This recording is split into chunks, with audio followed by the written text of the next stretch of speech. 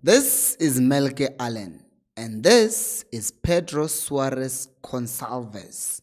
Both of these men are linked with the job of being the next Kaizer Chiefs coach. And we're also going to talk about Thabo Cele and ask you if you've seen this thing about him and the draw of the League Cup. Hello and welcome to Khosi Nation Fan TV. I am Bilo, I am your host, and this is where fans meet and talk about Kaizer Chiefs. Khosi Football Club. I'm still in my feelings even now. I took the weekend off to cry. Anyways, Nabi is gone. This has not only been said by the club that hey, we're talking and it's an internal conversation between us and Nabi, says the club. But we also heard Brendan Peterson clearly saying that, oh, coaches come and go when they were asking him about. So what's the story with Nabi? I mean, how do you deal with that? And he's like, yeah, we have a job to do. So, we have to move on. So with him going then, that means obviously, naturally, other coaches come crawling and asking for that job. And the first two candidates would be these, but we'll come back to them because we have this guy by the name of Melke Allen. So he is not reported to be looking for a job of Kaizer Chiefs, but he has talked to a publication and said everything except that, yes, I have applied for the job. But he has applied for the job. We know this because he starts blowing his horn and talking about the fact that he says, one, for a coach to succeed at a big club like that, one has to do the right analysis. They say that he did not reveal whether he has formally applied for the job or not, but he confirmed that his representatives are handling all the discussions. So we know that teams are not, there's no loyalty in football. So the teams are already having those discussions with these coaches. But I want to pause. I want to pause here for a moment because isn't the team trying to keep Kaze and Khalil? I'm not one of those who thought that the team performs better under Khalil and Kaze. But I'm asking myself, are they not trying to have continuity and thus keep the two men who were already there when the project began? You get me? So it would be strange to me for Chiefs to jump the current coaches that they have and bring in a new coach. Like we are moving on now from Nabi. We know that they have parted ways with him. There's nothing that we can do about it. But now, for continuity, wouldn't it be a wise idea to start with Khalil and Kaze? See how they do, and then if they don't do well, then you can think about bringing in a new coach. I mean, it's September, we're going to have October, November, then it's going to be AFCON. Maybe bring in that coach in December because give Khalil and Kaze this time if or since you have gotten rid of Nabi. So I'm just wondering, what do you guys think? But let's go back to this coach now because I've entertained the thoughts. So his CV is horrible, right? It's horrible, and you can see that he just tried to get a PR spot. I think he was doing this interview with Laduma. He was talking about you need to train transition, you need to not just train attack and defense. I coach under 10s and 15s. I know that. I do that. Don't make like it's a profound thing that you know how to train a team, how to set up for when you're attacking, when you're defending, how to prepare for transition, how to train set pieces. Everyone knows that. Well, some don't, but some do. Most people do know that. So I look at it, they say that he's won 3 league titles with wide mixture of experience in technical teams in Europe, particularly in Sweden because he's Swedish. They talk about he has saved 4 clubs from relegation, earning him the reputation of savior coach. They're saying that he has helped African players break into Europe. It's just vague. It's just vague, made so that it can generate hype because people like me obviously will read things like this and then make content about it. But I'm like, you go to Wikipedia, you can't find him. Honestly, I don't think Chiefs are about to go out and sign a coach that does not even have a Wikipedia page. Even on transfer market, you search achievements. These leagues that they say is won, they are not registered anywhere on the internet, at least not where we usually find the information the simplest way. And if you are not found there, I will have serious problems. So I don't think it makes any sense. Also, it doesn't make sense that you watch the video and you don't like it. And if you've liked it and you are not subscribed, that also doesn't make sense. But let's talk about the next coach. Because this one is closer to home, and his name is Pedro Suarez. I'm not going to try and read the conservals, but some of you might recognize him because he's the one who was sitting on the bench as Angola spanked Bafana 3-0 in the COSAFA Cup. And he has won back-to-back COSAFA Cups with Angola, but that's it. That is where it ends. There's nothing else. And this story, by the way, was reported by Tiski Times, so there's some truth in that.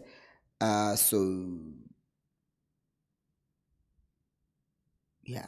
My issue with this guy, I will tell you, is the fact that since 2018, he's been in Angola, coaching under 17s, under 19s, and then to the senior team. There's nothing else that he has done. That makes me go, ooh, maybe. It's just COSAFA Cup that is played by third choice players in their country. Like South Africa, who played COSAFA Cup. Yaidlalwa about Aiden McCarthy, and that was before he even made his debut for Chiefs. Not made his debut, but before he became a starter. So Ngaka Storm City, the coach made the team win COSAFA Cup, so now he's coming to Chiefs. And also, I don't like the fact that in that report it says that he received approaches from Al Ahly after they fired Jose Rivero. Because to me it's like, okay, why do we need to know who approached him? We don't need to know that. But I always read these things and I always feel like, nah, this is designed to make us feel like, oh, guys, someone else wants him. Let's go get him. It's like, have you noticed what people usually say that if you are in a relationship, you see girls chasing after you. If you are single, no girl cares. It's like that thing. They're trying to use that strategy, make us think someone wants that coach so that we'll go, ooh, there must be something good about that person. Get out of here. We're not going to be scammed. I'm so chilled. I don't care about retention today. Because I also want to talk about this guy, Uthabo Cele. I watched the game, right? And even a stadium, I've been watching Thabo Cele. I don't like his attitude of late. The constant throwing of hands in the air. And when I said this, when I tweeted about this on Twitter, because I will never call it X, I tweeted, I'm like, I don't like his attitude. He's a brilliant player, but I don't like his attitude. And people were like, I would also throw my hands in the air. I would also get frustrated if I was playing with Umthetho. The problem is it doesn't do it with Umthetho kuphela. It does it with other players. I get demanding more from your teammates, right? I get that. But if Nati will start judging him, the positions that he's playing, the areas that he's finding himself in, he has played interchangeably with Umart. And Umart, during the time, he did score goals. He did go forward and assist. Must check must attack in terms of assists. Looking at the positions that he's been taking up, they are not there. Kwayena sometimes he loses the ball. You get me? I know he's a deep lying playmaker, but of late they also sometimes push him up and let him be around the box. I think against this team this past weekend, I saw him take a shot. He usually never does. Always will play the ball to the side, trap the ball, can dribble, can play a forward pass, but he's never taking shots at goal. Mteto is even taking shots now. I'm not saying it's better. I'm just saying that you being a good player does not give you a right to take a piece on other players. And I know these guys watch these videos, and now I won't tell you who I had a call with this weekend. I cannot, or who I talked to, but I know for sure that Chiefs players and the management will have known for a while that they watch the channel, but they know some things of this channel. But if you are watching this video, man, you are a good player. But just because you are good, that does not give you the right to then start bashing other players. They already feel inferior to you because you are better than them. There's no denying that. But there are people like me whose potential died playing football because you're playing with someone who's always shouting at you. Like some things I discovered when I was in varsity playing with freedom, because you're just playing for fun then. Evan, and now you are playing and you are doing these things. You're like, why was I not doing this when I was younger? Because you are playing afraid. Because there's someone better than you who's just taking a piece at you.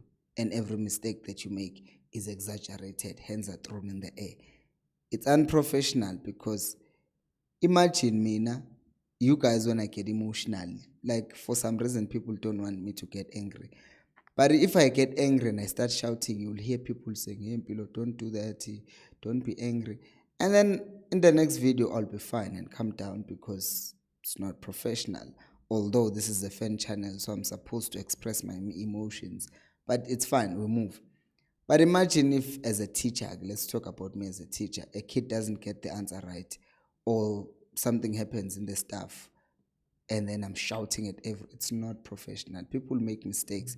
People can frustrate you, but you cannot. It does not give you a right to just go around throwing hands in the air. And also, I heard people talking about Miguel and Marco, that they were fighting. Something was happening this weekend. I didn't see it, that they were shouting at each other. But whatever the issue is, don't do that nonsense while you're out there in front of cameras. Fight behind the scenes, because it doesn't make for a good look. I don't care who's wrong. Just be professionals. Or yet, when if one goes up, one must come down. Because if both of you go high because you are now trying to show that you have bigger balls than him, then what's going to happen is you're just going to continue fighting back and forth, and now you're forcing your teammates to come and be in the middle of you. It's such a stupid thing to do, especially given these guys' to age, how old they are. I haven't seen the video, but if it's there, I will rewatch the thing and see what it's there or not. Chiefs are playing Stellenbosch in the League Cup.